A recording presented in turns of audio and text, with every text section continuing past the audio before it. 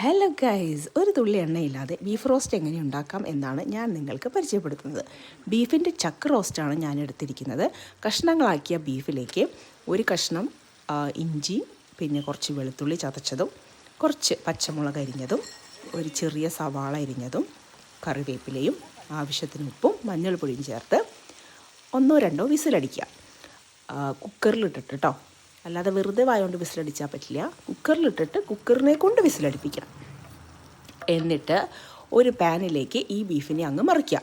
മറിച്ച ബീഫിലോട്ട് ഒരു 3 table spoon മുളക് പൊടിയും 1 ടേബിൾ സ്പൂൺ ഗരം മസാലപ്പൊടിയും ചേർക്കുക. എന്നിട്ട് ആ വെള്ളം വറ്റുന്നത് വരെ അവിടെ കിടന്ന് അങ്ങോട്ട് വേവട്ടെ. വെള്ളം വറ്റി കഴിയുമ്പോഴേക്കിനും ഇതിൽ നെയ്യൊക്കെ അങ്ങ് തെളിഞ്ഞു വരും. അതിലോട്ട് ഒരു വലിയ സവോള അരിഞ്ഞതും 3-4 വെളുത്തുള്ളി പൊറ്റ് ചതച്ചതും കൂടെ ചേർക്കാം. കുറച്ച് കറിവേപ്പിലയും വേണമെങ്കിൽ ചേർക്കാം. അത് വഴന്ന് കഴിയുമ്പോൾ അതിലേക്ക് 2 തക്കാളി ചോപ്പ് ചെയ്തതും കൂടെ ചേർക്കാം.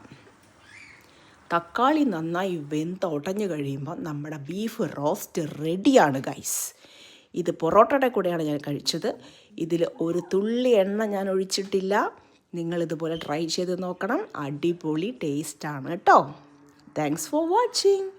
ബൈ.